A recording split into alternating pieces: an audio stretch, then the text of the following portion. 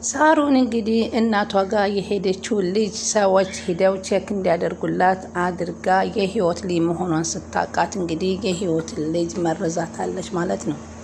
በጣም ያሳዝናል። እንግዲህ ባለፈው እንዳያችሁት ሳሚ ለሜኪ ላይ ሲደርስበት ምን እያስተላለፍክ ነው ከሳሩን ስልክ ላይ ሲለው ምንም አንተ ደግሞ ሳይህ እኮ ደንግጠሃል፣ እሷ ግን ምንም አላለችም፣ አንተ ምን ባይነህ ሲለው እሷ እኮ አላየችህም ነበር ያለው። ከዛም እንግዲህ ባክህ ስለ ቪዛው የሚወጣበት ጉዳይ ስለጠሩኝ ቀጠሮ አለኝና ሊሄድ ነው ብሎ እሱ ሳሚን ጣል አድርጎት ሄደ። ሩቲ ደግሞ ከዳዊት ያለውን መረጃ አምጣልኝ ስላለችው ወደ ዳዊት ክፍል ዘው ብላ ገብታ ያን ወረቀት እየፈለገች እያለች ድንገት ዳዊት ይደርስባታል። እህቴ ደግሞ እዚህ ክፍል ምን ልታደርጊ ገባሽ ሲል ሲጠይቃት ማሊያህን ፈልጌው ነው ማሊያህን ልወስድብህ እንዴ ያኮ ሰው የሰጠኝ ማስታወሻ ነው። የሰው ማስታወሻ ለሰው እንደሚሰጥ አታውቂም እንዴ? እንዴት እንደዚህ ብለሽ ትጠይቅኛለሽ? ከፈለግሽም ደግሞ የዛም አይነት ተመሳሳይ እኔ ሌላ አመጣልሻለሁ ሲላት ይነግራታል። ሳሩን ደግሞ ህይወትን እንግዲህ ይህ ልብስ በደንብ አስተጣጠፉ አያምርም፣ በደንብ አድርገሽ ስንት ጊዜ ላስተምርሽ ትፈልጊያለሽ ብላ አንቃ እንግዲህ ልትጨፈጭፋ ልትመታትም ስትል ድንገት ሳሚ ደርስና አራንቺ ለይቶልሻል ምን እያደረግሻት ነው ሲል ሲደርስባት በድንገት ደግሞ ዳዊትም እዚህ ጋር ይደርስባታል። ሁላቸውም በአሁኑ ሰዓት የሳሩንን መጥፎነት እያወቁት ሄደዋል። ሆኖም ግን ውሳኔውን ሊወስኑ ምን እንደያዛቸው ከቤተሰብ ጀምሮ ሊያጠኑ የገቡት ራሱ ሩታና ሜኪ ቤተሰብ አይመስለው ሊበቀሉ የገቡት ሁሉ የእሷን ማጋለጥ ምን እንደያዛቸው ከባድ ነገር ሆኗል። ሰላም ውዴ ቻናሌ ተከታታዮች ሰላማችሁ በያላችሁበት ይብዛል። ለቻናሌ አዲስ የሆናችሁ ሰብስክራይብ፣ ላይክ፣ ሼር እያደረጋችሁ አበረታቱኝ። እንግዲህ የህይወት መንገድ ቀጣይ ክፍል ይዘንላችሁ መተናል። እንግዲህ የህይወት ልጅ ድንገት ታማ ሆስፒታል በደብረ ዘይት ሆስፒታል ምንም ሕክምና ብታደርግም እንዳልተሻላት እናት ይጨናነቃሉ። እናት በስከኋላ ልጆች ጥለውኝ ሲሄዱ ጧሪ ቀባሪ ትሆነኛለች፣ ቤቴ ልጅ በቤት ይሞቃል ብለው ያገኟትን ልጅ ተደስተው ይዘው እያሳደጉ እንዳሉ የተጠራጠረችው ሳሩን እንግዲህ ያችን ልጅ እዛ ድረስ ሄደው አንድ ነገር እንዲያደርጉ ወስና ስራዋን ሰራች። አሁን ግን እንዳትድን እንኳ አዲስ አበባ ትምጣና ትታከም ሲባል እንኳ ኧረ ማየት ትችልም እንዴት ትመጣለች? ሌላው ሲቅር የሩትን ነገር እንዴት ልናደርግ ነው እያለች እዛው ህይወቷ እንዲያልፍ ለማድረግ ታጣጥራለች። እንግዲህ ይህም አሁን ሳሩን ህይወትን ልብስ ማስጠፍ አትችይም፣ ሁልጊዜ አንቺን ደንቆሮ ሳስተምርሽ አልኖርም ብላ ቤት ከምጠርግበት ላይ ሩጣ ስታንቃት ሳሚ ይገባል። ሳሚ ደግሞ አረ ለየልሽ አንቺም አሁን ደግሞ ባክሽ እኔም እሷ ከአንቺ በፊት የተደረገ ነው፣ አንቺን ማግባቴን ደግሞ እሷ አታቅም፣ በማታቀው ነገር እስከ አትቅጫት፣ ከፈለግሽም እኔን ቅጭኝ ሲል ነበር የጠየቃት። ዝም በላንተ ብላ ዘወር ስትል ዳዊት ድንገት ገባ። ዳዊትና ሜኪ አንቺ ሰው ምን እያደረግሽ ነው ሲላት ወንጨፍ እያለ ወደ መኝታ ክፍል ሄደች። ከዛም ዳዊት ይሄማ አሁን እናቴ ጋር መድረስ አለበት፣ ጸበል መወሰድ አለባት ብሎ ወሰንና ወደ እናቱ ስልክ ሲደውል ያላሰበውን ሰማ።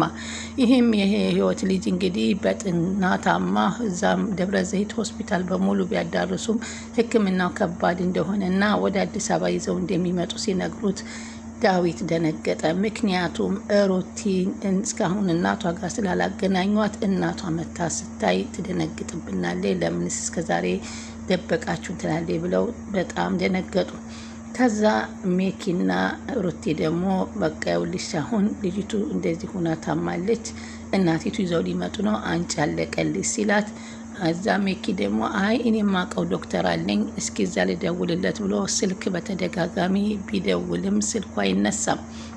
በቃ ውጭ ሁኜ እደውልለታለሁ ብሎ ወጥቶ ለሩቲ ነገራት።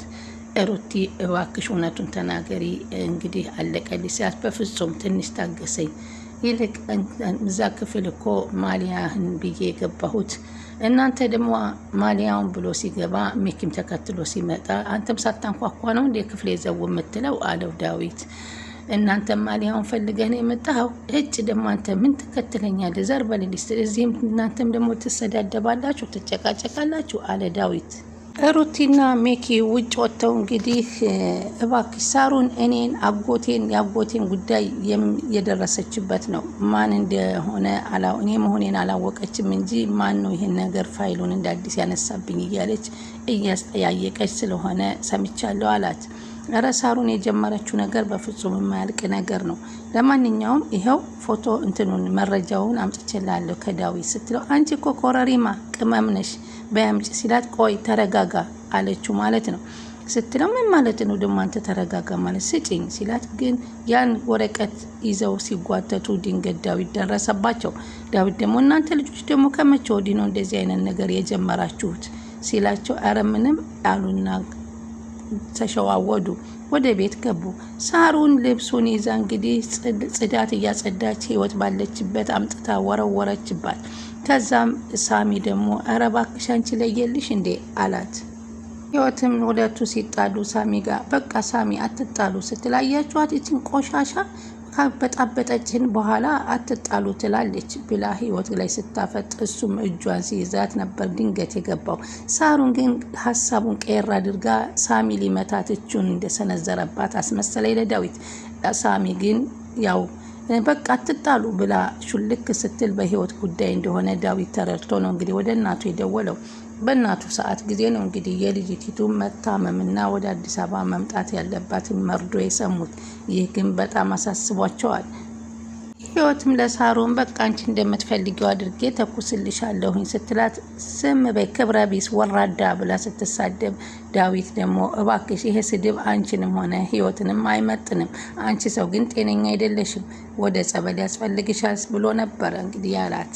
እንግዲህ ሳሩን ጀግና ነኝ ለህይወት የምትለው ውጥት ስትል ሰላምን ታገኛታለች። ሰላምን ማገኘኋት ብላ እኔ አንቺን የሚያሳዝነኝ አንቺ ስትሞጪ የሚቀቀለው ስንዴና ሽምብራ ነው በዩም ያልታደለ በይ እንግዲህ እያለች በካልቾ እና በካራቴ ስትላት ሸሸውዳት እውነትም አንቺ ሰልጥነሻል እንዴ እያለች ስትል ድንገት እግሯን አውጪ ብላ ሩጫ ተመልሳ መሄዷን ትታ ወደ ቤቷ ነበር የሮጠችው። እንግዲህ ሳሩን የቤት ጀግና የውጭ ግን ውሸታም እንደሆነች ያየንበት ሰላም ስታሯሮጣት ነው። ጀግና ጎበዝ ከሆነች እኔ ሳሩን እያለች የምትለውን ነገር ሰላም ጋር ነበር ማሳየት የነበረባት። ሆኖም ግን እየፈረጠጠች እግሯን ነቅላ ነበር የሮጠችው። ትና ሳሚና ሜኪ ስለ ህፃኗ እየተወያዩ ቁጭ ብለው በጣም ታማሚና ከባድ ህመም አለባት እየተባለ ነው ልጅቷ። ስለዚህ ስፔሻሊ ዶክተር ሂዳ የአዲስ አበባ መታከም አለባት ተብላለች ሲል ሁላቸውም ተጨናነቁ። እንግዲህ በተደጋጋሚ የደወለው ሜኪ እዚህ ጋር ነበረ። ወጣ ብሎ ደግሞ ከዛ በኋላ ሞክሮ እንግዲህ ስልኩን አግኝቶ ሲወያዩ ወይዘሮ ሳሩን ደግሞ ብቅ አለች እንዳላወቀች እንዳልሰማችሁ ና። ሳሩንም እዛ ሁና ልጅቷ እንድትጎዳና ሕክምናታ እንድታሸልብ ስለምትፈልግ እናቷ እዚህ ብትመጣ ደግሞ የእሷን ጉድ ስለምታቅባት ይህንን ነገር እየተከላከለች ትገኛለች። በዚህ የተነሳ ዳዊትም ሳሚን አንተ እኮ ሚስትህ ናት፣ በሁሉም ነገር ከጎንህ አለሁ እያልካት ነው፣ ስለዚህ ነገር ልታስቆማትና ልትመክራት ይገባል ሲል ይነግረዋል። ሳሚ ደግሞ ዳዊትን አንተም እኮ እህትህ ናት፣ እሷ ከባድ ሰው ናት፣ ስለዚህ ለምን አንተስ ብሎ እኔማ እህቴ ሁናብኝ ነው እንጂ እህቴ ባትሆን እስካሁን አንድ ውሳኔ ላይ ወስንባት ነበር አለ። እናንተም ማድረግ ትችላለህ አለው። ከዛ እንግዲህ ውጭ ወጥተው ሩቲና እሷ ደግሞ ተመካከሩ። ሜኪ ዳዊት ደግሞ ህይወት ቁጭ ካለችበት ሽንኩርት ከምትልጥበት ላይ ሄዶ አይዞሽ ብሎ አጽናናት። ለማንኛውም የሆነ ቦታ እንሄድበታለን፣ ስመለስ ሁሉን ነገር እንነጋገራለን ሲል ተናገረ። ዳዊት ለህይወት ዛሬ እውነታውን ነግሯታል። ምክንያቱም ሳሩን ህፃናቶችን እንደምታዘዋወርና ያንቺንም ህፃናት ልጅ እሷ እንዳትሆን የወሰደችብሽ ስትነገረችው በፈጣሪ ብላ ደነገጠች። እንዴት ይህን እውነትም እሷ በዚህ ጥላቻ ይሆን እንደዚህ የምታሰቃየኝ? ከመጀመሪያውም ይህን ታሪክ ታውቃለች ማለት ነው ስትል ህይወት በሀሳብ በጭንቀት ሞተች። ሩቲም ወደ ወንድሟ ደውላ እባክህ ደብረ ዘይት ሆስፒታል ዶክተር ፈልግልኝና አንድ የምታደርግልኝ ነገር አለ፣ በአስቸኳይ ቶሎ መልስልኝ ስትል ደወለች። እና ምን አለሽ አለ ሜኪ። እሺ አፈላልጋለሁ ብሏል አለች። ቶሎ መሆን አለበት ነግሬሻለሁ ሲል አስጠነቀቃት። ከዛም በኋላ ሜኪ አግኝቻለሁኝ እዛው መታከም አለባቸው ሲል ከነሳሩን ፊት ሲነግራት በተመስገን ብሎ ዳዊት በጣም ተደሰተ። እዚህማ ከመጣች ሳሩን እንቅ አድርጋ ነው የምትጨርሳት የምታስወግዳት ሲሉ ተነጋገሩ። ለመሆኑ ወረቀቱን እንዴት አደረግሽልኝ ሲላት እሱን ወረቀት ልሰጥ ስመጣ ሆኖ አንተ መርዶ የነገርከኝ፣ ስለዚህ ወረቀት ደግሞ ዳዊት ያልሆነ ወረቀት ቀይሮ ነው ያገኘሁት፣ ትክክለኛ መረጃ አይደለም ስትላለችው። እዚህ ላይ ሩቲ ናት ወረቀቱን የቀየረችው ወይንስ ዳዊት የሚለው ያጠራጥራል። ሜኪ እንግዲህ ሳሚ እስኪ ሲላት ሩታን አልስምን ብላ ጥላው ስትሄድ ድንገት ሰላም ብቅ ትልና ጉንጩን ሳመችው። ደነገጠ። ከዛ ቁጭ አለችና ልታዋራው ስትል ማዋራት አልችል ሲል እንዴ አባብዬ የሰህረን ይህን አባብዬ የምትዩን ነገር እፈራሻለሁኝ አላት። እሱም አባብዬ የሰጡኝ ወረቀት የሚያሸሽ ነው እንዴ? ብድግ ብሎ ሲሄድባት መስተፋቅር ብላ የሰጡኝ የሚሸሽ ነው እንዴ? ጉድ እኮ ነው አለችና ቅጠሉን አንስታ ጆሮዋ ላይ አድርጋ እንዳልሆነ ስታየው እሱም ጥሏት ሄደ። ሰላምን መኪን እስኪ ጠጅ ዛሬ ልጋብዝህና የልባችን እናውራ ስትለው አይ የሚሄድበታል ብሎ ጥላት ሲሄድ እንደ አባብዬ ዛሬ ይህም ቅጠልሁ ያልሰራ እንደው እኔ ነኝ ቀንደኛ ጠላቱ ለአንተ እያለች እንግዲህ የምታምንበትን አምልኮ ልትተው ተወስናለች ማለት ነው።